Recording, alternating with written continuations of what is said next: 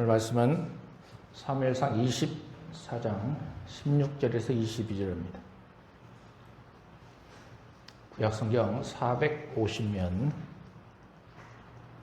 사무엘상 24장 16절에서 22절 다 같이 합독하겠습니다. 시작.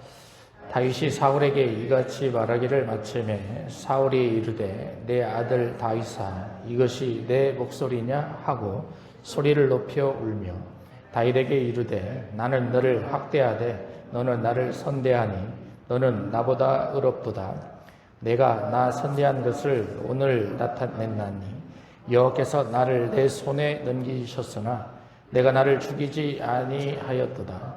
사람이 그가 원수를 만나면 그를 평안히 가게 하겠느냐. 내가 오늘 내게 행한 일로 말미암아 여호와께서 내게 손으로 갚으시기를 원하노라.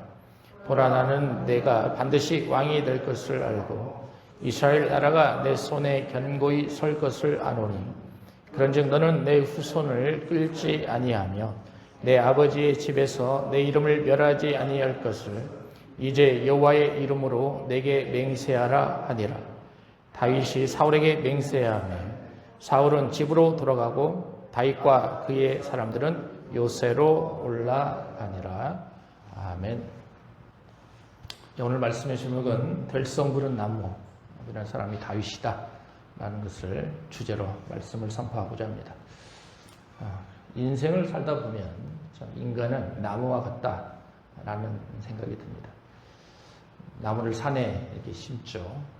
산에 나무를 심을 때 큰 나무를 심지 않습니다. 아주 작은 나무를 심게 됩니다. 근데 어떤 나무는 참 반듯하게 잘 크죠. 그래서 사람들에게 많은 유익을 주고 좋은 목재로 사용을 하게 됩니다. 근데 어떤 나무는 도중에 크다가 많은 나무도 있고 그냥 멈춰버리는 그런 나무들도 많이 있습니다. 다시 말하면 사람들에게 큰 유익을 주지 못하고 그냥 나무로서의 가치를 하지도 못하는 그런 일들도 있다라는 거죠. 그래서 사람들은 어린 아이의 모습을 보면 그 사람이 어떤 사람인가 대략 윤곽이 나온다 이렇게 보기도 합니다. 잠언서 20장 11절에도 그런 내용이 있습니다. 아이들이 장차 어떻게 될 것인지 그 행동을 보면 알 수 있다. 그 살아가는 패턴을 보면 알 수 있다. 속담과 같이 잠언에도 동일한 모습이 나올 수 있다라는 거죠. 다윗은 사울을 살려줍니다. 그런데 오늘 본문에 와 보면 놀라운 일이 등장을 합니다. 그것이 뭐냐면 20절에 나와 있는 내용이에요. 사울이 다윗이 왕이 될 것을 인정하는 내용이죠. 사실 사울만 인정한 것이 아니죠. 요나단도 23장에서 보면 앞으로 다윗이 왕이 될 것을 인정하고 있습니다. 그럼 이것이 무엇을 나타냅니까? 이제 다윗은 점점 시간이 가까이 오고 있다는 것을 나타내죠. 이제 하나님께서 기름 부음을 허락하시고 이제 왕으로 세워 주실 그런 시간이 다가오고 있음을 우리에게 알려주고 있다라는 거죠. 근데 사울 편에 있어서는 이런 말을 하기가 굉장히 어렵죠. 현재 왕은 사울인데 자신 앞에 있는 다윗에게 앞으로 이스라엘의 왕이 될 사람이 당신이구나 이것을 인정하는 꼴이 되는 거 아니겠습니까? 즉 사울의 마음이 바뀌어가고 있다라는 거죠. 그럼 왜 사울이 이렇게 마음이 바뀌었을까요? 여러분 사울은 왕 앞에서 또 다윗과의 관계에서 장인과 사위의 관계입니다. 저도 인생을 살아보니까요. 한 2년, 3년 살다 보면 그 사람이 어떤 사람인가가 다 나옵니다. 사울이 다윗을 이제 사위로 맞이하고 다윗의 삶을 바라봤을 때 다윗이 어떤 사람인가 몰랐겠습니까? 다 알죠. 우리도 마찬가지입니다. 교회 생활하면서 한 3년 이렇게 신앙생활을 하다 보면 저 사람이 어떤 사람인가 다 압니다. 그냥 말만 표현하지 않을 뿐이다 라는 거죠. 여러분, 그래도 저는 오늘 말씀을 통해서 어떻게 사울의 마음이 변했을까? 어떻게 사울이 다윗을 왕으로 인정하게 되었을까? 여기에 대해서 3가지 정도 여러분들과 말씀을 나누고자 한다는 겁니다. 오늘 말씀을 통해서 우리도 다윗처럼 우리 자신을 성찰하고 다윗과 같은 인생을 살아가는 그런 시간이 되었으면 좋겠습니다. 여러분, 첫 번째 다윗은 의의 사람이었습니다. 여러분, 17절에 보면 사울이 인정하는 장면이 나와요. 17절을 같이 읽어봅니다. 같이 읽겠습니다. 시작. 다윗에게 이르되 나는 너를 학대하되 너는 나를 선대하니 너는 나보다 어렵도다. 이렇게 돼 있죠. 장인으로서 인생을 살아간 사울. 그런데 다윗을 보니까, 다윗의 행동을 보니까 또 자기를 죽일 수도 있었는데 죽이지 아니하고 그렇게 하는 모습을 본다면, 아, 다윗은 나보다 훨씬 더 의로운 삶을 살았구나. 여러분, 그러면 의가 무엇입니까? 의라는 것은 바르게 살아가는 것입니다. 옳을 의자를 사용하죠. 반듯한 삶을 살아가는 것이죠. 그런데 성경에서 원하는 의는 무엇인지를 찾아야죠. 로마서 3장에 보면 하나님의 의에 대해서 아주 자세하게 표현을 해놓습니다. 그러니 인간이 바라보는 의와 성경에서 바라보는 의가 같지가 않다라는 거죠. 로마서를 한번 보시기 바랍니다. 이방인이 죄인이라고 그랬습니다. 유대인도 죄인이라고 그랬습니다. 그러면서 바울은 모든 사람은 다 죄인이다라는 것을 선포하는 거죠. 지금까지 유대인들은 율법을 통해서 자신들이 구원을 이루고 의를 이룰 것으로 확신을 했었습니다. 그러나 하나님은 방법을 바꾸어 가십니다. 죄인일 수밖에 없는 인간들에게 긍휼하심과 사랑하심을 보여주십니다. 그리고 그들을 구원하기 위해 또 다른 계획을 작정하셨다라는 거죠. 그래서 하나님의 의가 무엇인지를 단편적으로 보여주는 말씀이 로마서 3장 21절과 22절입니다. 같이 읽어봅니다. 시작. 이제는 율법에 하나님의 한 의가 나타났으니 율법과 선지자들에게 증거를 받은 것이라. 곧 예수 그리스도를 믿음으로 말미암아 모든 믿는 자에게 미치는 하나님의 의니 차별이 없느니라. 이렇게 되어 있죠.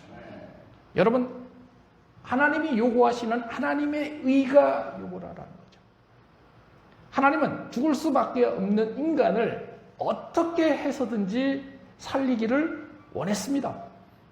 여러분, 다윗이 지금 어떻습니까? 자신의 장인 아닙니까? 아둘람 공동체의 무리가 뭐라고 합니까? 다윗이여, 당신이 사울을 죽일 수 있는 절호의 기회가 왔습니다. 이 사람을 죽이셔야 합니다. 그런데 다윗의 마음은 달랐어요. 비록 나를 죽이려고 하는 장인이지만 하나님의 의를 바라보면서 내가 할 수 있는 가장 큰 의는 무엇인가? 그것은 장인을 살리는 거였어요. 하나님도 이런 거죠. 죽을 수밖에 없는 인간들을 긍휼하심과 사랑하심을 통해서 어떻게 그가 살아갈 수 있도록 인도해 갈 것인가? 이것을 로마서에서 바울은 우리에게 알려주고 있다라는 겁니다. 이 모습을 예수님이 잘 실천하십니다. 요한복음 6장에 보면 오병이어 사건이 등장하지 않습니까? 그리고 생명의 떡 대신 예수님에 대해서 사도 요한은 잘 풀어갑니다. 오병이어를 왜 제자들에게 알려주십니까? 다른 게 아닙니다. 오병이어, 구약시대 만나 사건이 있었습니다. 구약시대 만나 사건보다 더 큰 기적과 표적을 보여주신 분이 예수 그리스도이시다라는 거죠. 여러분, 구약시대 이스라엘 백성들은 바다를 건넜습니다. 홍해 사건이죠. 그런데 오병이어 사건 끝나자마자 예수님이 또 다른 표적을 보여주신 게 무리를 걷는 장면이 나옵니다.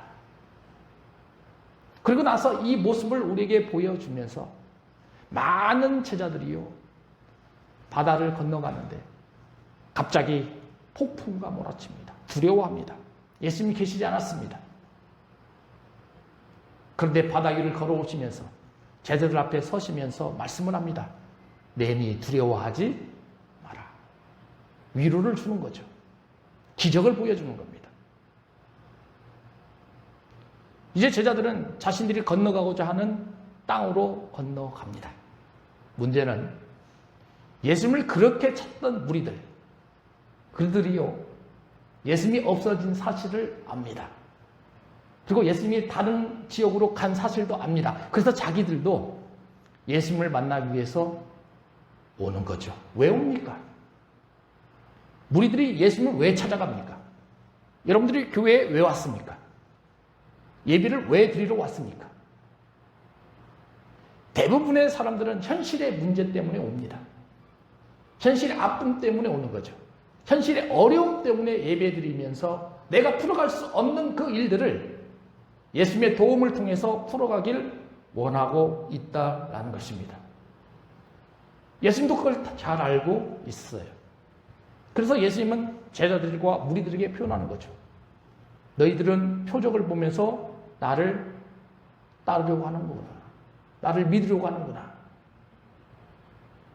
그런데 예수님이 바라보는 그 모습과 제자들이 바라보는 모습과 무리들이 바라보는 모습이 달라요. 그래서 결정적인 말씀을 하시는 것이 27절과 29절인데요. 여러분 27절을 같이 읽어봅니다. 시작. 썩을 양식을 위하여 일하지 말고 영생하도록 있는 양식을 위하여 하라. 이 양식은 인자가 너희에게 주리니 인자는 아버지 하나님께서 인치신 자니라. 이렇게 되어 있습니다.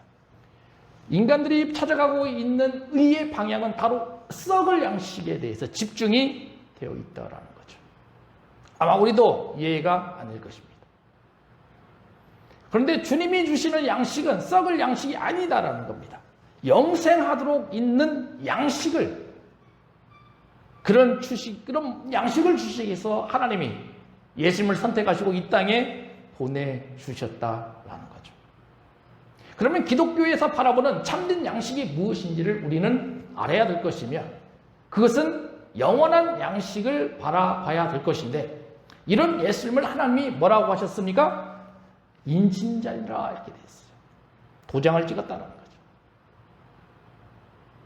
성령께서 담보물이 되셔서 확신을 주는 그런 장면이 이런 장면입니다. 제자들이 물어보지 않습니까? 예수께서 대답합니다. 29절입니다. 같이 읽어봅니다. 시작. 예수께서 대답하여 이르시되 하나님께서 보내시를 인을 믿는 것이 하나님의 일이시니라. 아멘. 바로 하나님께서 의를 세워가시기 위해서 선택하신 방법은 바로 예수 그리스도를 믿음으로 바라봐야 된다라는 거죠. 이것이 의입니다. 다시 말하면 죽을 수밖에 없는 인간들을 하나님은 하나님의 의를 통해서 살리기를 원하셨다라는 겁니다.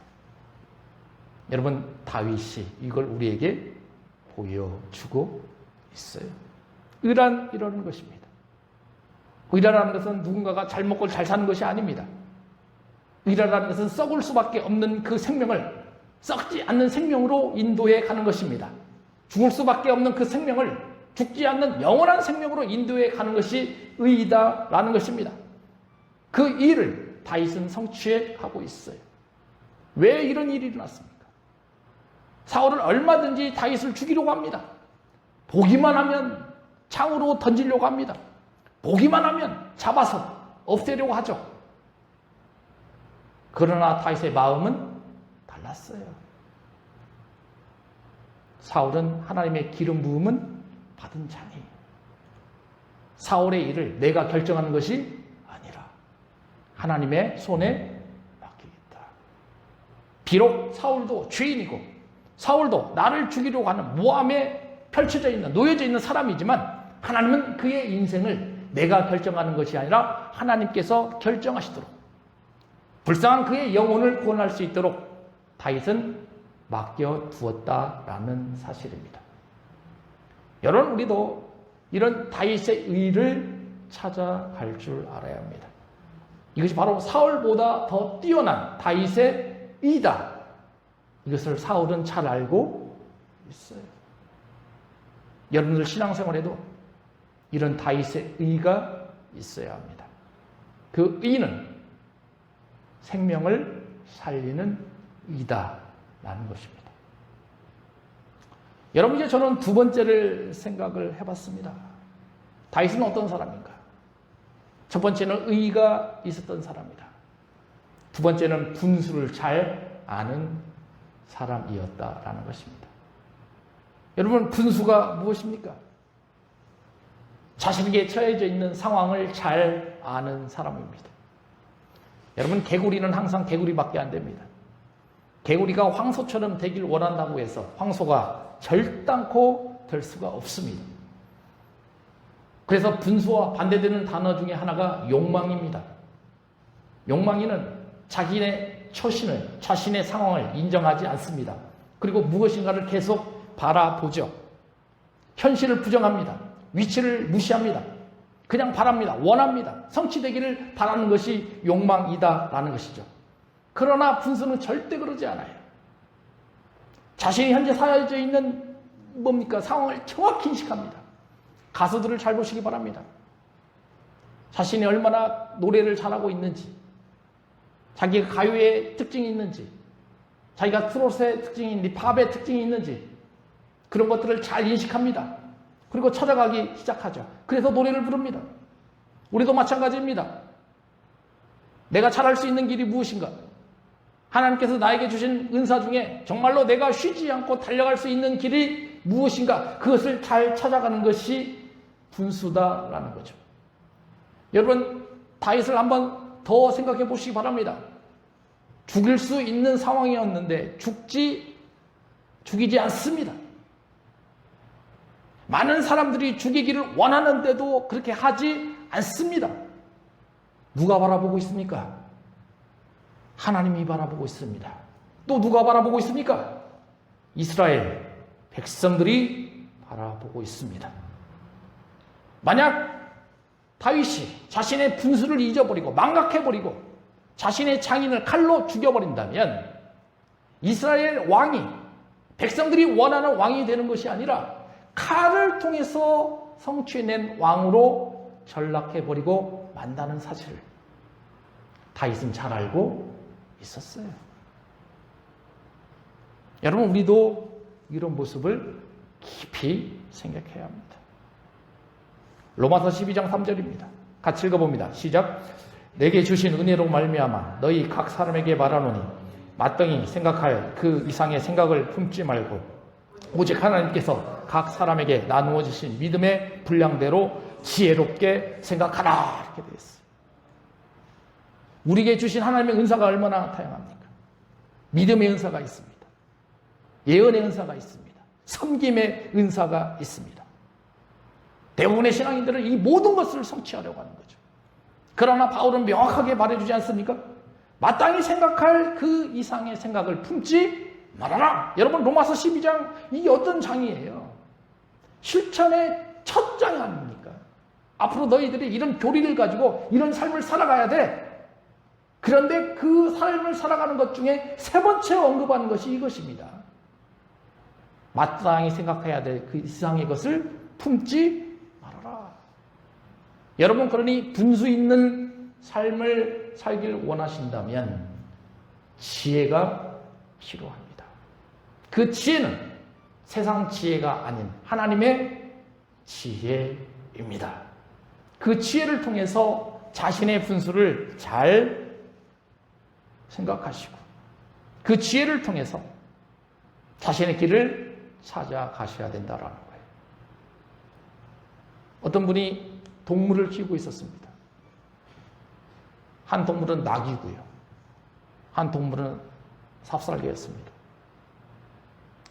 그런데 이 주인이요, 친구 집에 가서 또 밖에 나가서 밥을 먹고 오면 꼭 뭘 가지고 옵니다. 우리도 그러죠. 특히 강아지 키우시는 분들은 이거 잘 알 거죠. 음식을 먹다 보면 뼈라도 남으면 그거 꼭 싸가지고 와서 강아지에게 딱 주지 않습니까? 그럼 강아지가 그거 받으면 얼마나 좋아합니까? 꼬리를 막 흔들면서 이야, 우리 주인이 나에게 먹을 거를 주는구나. 그럼 또 엄청 좋아하죠. 그러면서 주인이 오면 막 혀로 막 주인을 막 핥고 얼마나 좋아하는지 몰라요. 그걸 누가 봐요? 나귀가 쫙 보고 있어요. 아, 강아지처럼 주인에게 가서 꼬리를 흔들고 혀로 주인을 핥아주면 나에게 뭐가 올 것이다? 먹을 것이 올 것이구나. 나귀가 이런 생각을 가진 거예요. 주인이 딱 왔습니다. 개가 해야 될 일을 나귀가 하고 있죠. 꼬리를 막 흔듭니다. 그리고 나귀의 혀가 어떻습니까? 얼마나 거칠습니까? 그리고 주인에게 가서 꼬리를 흔들면서 혀로 막 핥아줍니다. 그리고 나서 자칫 잘못에다가 뒷발로 주인을 확 차버렸습니다. 여러분, 그런 상황을 받은 주인이 어떻겠어요? 그냥 나귀를 막 꽃비를 들고 어디로 가버려요? 그냥 마구간으로 가서 쌍욕을 하면서 미워누지 않겠습니까? 여러분, 분수라는 것이 이런 겁니다. 자신에게 주어진 충분한 일들이 있습니다. 그리고 그 일들을 망각하면 안 된다라는 거죠. 여러분, 그러니 신앙생활도 우리의 인생도 적당하게 걸어갈 줄 알아야 합니다. 그리고 특히 예수 믿는 사람들은 성경에 쓰여져 있는 질서를 무시하면 안 됩니다. 그 적당과 질서가 우리 앞에 놓여져 있을 때 우리는 생명의 길로 걸어갈 수 있게 되는 것이고, 다시 바라보면 사울이 다윗을 왕으로 인정할 수 있는 그런 위치를 찾아가게 된다라는 거죠. 여러분, 이제 저는 세 번째를 생각해 봤습니다. 그건 18절과 19절에 나와 있는 내용들인데요. 이 모습을 잘 보면 자기 자신을 컨트롤하고 있는 다윗을 볼 수가 있어요. 대부분의 사람들은 사울을 죽이려고 한 그런 상황이 왔을 때는 다 죽일 겁니다. 그리고 빨리 자기가 왕이 되길 원한다라는 거죠. 그런데 다윗은 그렇게 하지 않습니다. 뭘 나타냅니까? 자기 자신의 마인드를 컨트롤하고 있어요. 여러분, 리더는 이래야 합니다. 왕이 될 사람들은 이런 마인드를 가지고 있어야 된다라는 거예요. 잠언서 16장 32절에 이렇게 되어 있습니다. 같이 읽어봅니다. 시작. 노하기를 더디하는 자는 용사보다 낫고 자기의 마음을 다스리는 자는 성을 빼앗는 자보다 나으니라. 이렇게 됐어요. 대부분의 사람들은 용사가 되기를 원하죠. 대부분의 사람들은 성을 빼앗아서 성취하기를 원합니다. 그러나 정말 왕이 되기를 원하고 정말 리더가 되기를 원하신다라면 노하기를 더디하고 자기 마음을 다스리는 자가 되셔야 된다라는 거예요. 여러분, 사울의 마음이 왜 이렇게 변했는지 이제 우리는 이런 모습을 보면 알 수 있죠. 다윗의 관대한 그런 마음이 사울의 마음을 움직인 거예요. 여러분, 얼어붙은 빙판을 보시기 바랍니다. 얼어붙은 빙판, 햇볕이 내려질 때 녹습니다. 여러분, 우리 인간이 아무리 그 얼어붙은 빙판을 녹이려고 해도 녹지가 않아요.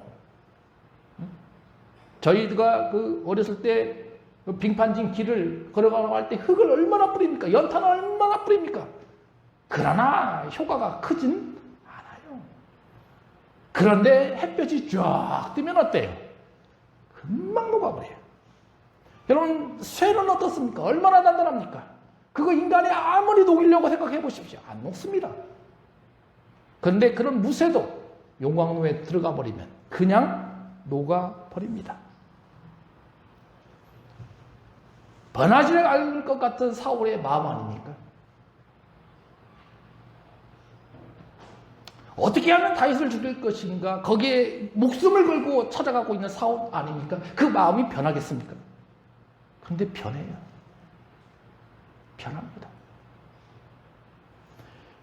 오늘 본문에 읽지 않았지만 여러분 24장 8절을 한번 보시기 바랍니다.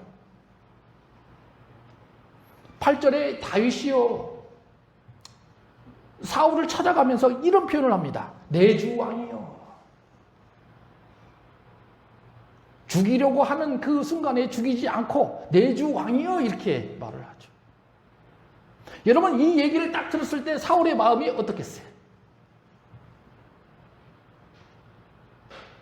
사울의 마음이 그냥 좋았을까요? 아니요. 사울의 마음에는 저는 이 모습을 보면서 눈물이 흘렸다라는 생각이 듭니다. 마음이 녹아내리는 거죠. 얼어붙은 그 얼음이 막 녹아내리면서 이제 다윗의 눈물이 사울의 눈물로 변하게 될 것입니다. 여러분 그러니 한 사람의 마음이 변하도록 우리는 끝까지 인내하고 참으며 그 사람을 품어줄 줄 알아야 된다는 거죠. 지금 이것을 다윗이 잘 진행하고 있다는 거예요. 시편 37편 7절입니다. 같이 읽어봅니다. 시작. 여호와 앞에 잠잠하고 참고 기다리라. 자기 길이 형통하며 악한 꾀를 이루는 자 때문에 불평하지 말지니라. 대부분의 사람들은요 빨리 무엇인가 성취하기를 원합니다. 인생의 드라마에서 성급하게 판단하길 원하죠. 그러나 예수 믿는 사람들은 그게 아닙니다. 끝까지 기다려야 합니다. 그 사람이 마음이 변할 때까지 끝까지 인내하고 참아야 된다라는 거죠.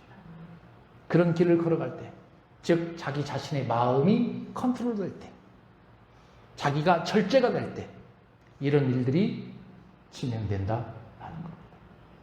다윗은 이것을 잘 진행하고 있어요. 우리가 잘 아는 사사기 삼손을 잘 하지 않습니까? 삼손이 얼마나 힘이 셌습니까? 블레셋 그 민족을 얼마나 괴롭혔습니까? 그런데 그런 삼손이 들릴랄로부터 유혹을 받기 시작하죠. 그리고 드릴라를 통해서 자신의 힘이 어디에서 나오는가를 다 알게 됩니다. 이 사건을 통해서 삼손은 힘이 없어지고 그냥 힘이 없어지는 걸로 끝나지가 않죠. 눈이 뽑힙니다. 그리고 더 이상 하나님의 일을 할 수 없는 사람으로 전락되고 맙니다. 감옥에 갇힙니다. 짐승처럼 맷돌을 돌리면서 조롱과 핍박을 받았던 사람이 삼손이었습니다. 아마 우리 인생도 이런 상황에 놓일 얼마든지 있는 상황이 있죠.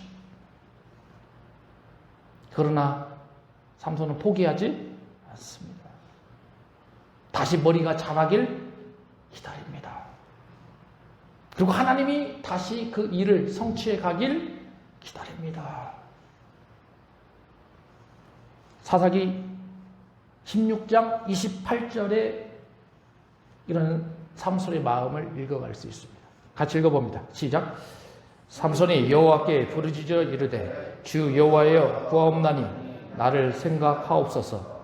하나님이여 구하옵나니 이번만 나를 강하게 하사 나의 두 눈을 뺀 블레셋 사람에게 원수를 단번에 갚게 하옵소서. 여기 제가 빨간 글씨로 2번 강조해 놨잖아요. 인생의 절박한 상황, 절망의 상태에 놓여져 있는데 끝까지 인내하며 기다리고 마치 다윗이 사울의 마음이 변하기를 원했던 것처럼 삼손도 자기에게 없어진, 무너진 그 힘이 다시 솟아나기를 간절히 하나님께 바라보고 있습니다. 인내하고 있습니다. 기다리고 있습니다. 하나님, 나의 간절한 소망을 들어주시옵소서. 하나님, 나를 생각해 주시옵소서. 이번만 하나님 나에게 큰 힘을 허락하여 주셨소. 하나님이 원하시는 블레셋 군사를 치게 하여 주시옵소서. 이랬을 때 하나님은 삼손의 간절한 마음을 허락해 주시고 지금까지 삼손이 죽였던 사람보다 훨씬 더 많은 사람을 단숨에 죽일 수 있는 일들을 만들어 가셨다라는 거죠.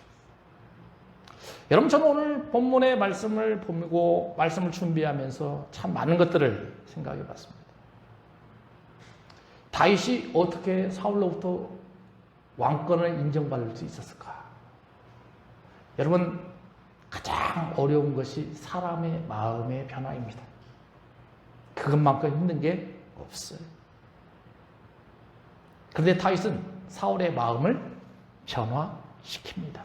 그것도 왕권을 인정하게 해준다라는 사실이죠. 왜 그런 변화가 생겼을까요? 첫 번째는 자신의 의의를 사울에게 보여주었습니다. 두 번째는 자신의 분수를 잘 알고 지켰습니다. 그리고 세 번째는 자신의 마인드를 컨트롤하면서 자기 자신을 다스릴 줄 아는 사람이 다윗이었다라는 거죠. 그것을 사울이 잘 보고 있었고, 이제 사울도 이스라엘의 참된 왕은 다윗이구나 라는 사실을 인정하게 된 것입니다. 여러분도 공동체에서 리더로서의 삶을 살아갈 때 다윗과 같은 그런 리더십을 가지고 그런 리더로서의 역할을 감당하시길 소망합니다. 기도하겠습니다. 아버지 하나님, 은혜를 감사합니다. 다윗은 사울의 마음을 변화시킵니다. 인간이 할 수 없는 일입니다. 그러나 사울은 다윗의 행위를 보면서 이제 이스라엘의 참된 왕이 누구인지를 인정하게 됩니다. 사울로부터 왕권을 인정받아야 백성들로부터 왕권이 세워짐을 인정받게 됩니다. 마치 이런 것처럼 우리 인생에도 수많은 어려움들이 있을 터인데 아버지 하나님, 급하게 서두르지 않고 하나님의 때에 그 시간을 잘 맞춰서 하나님의 방법대로 일들이 성취되게 하여 주시옵소서. 예수님의 이름으로 기도하옵나이다.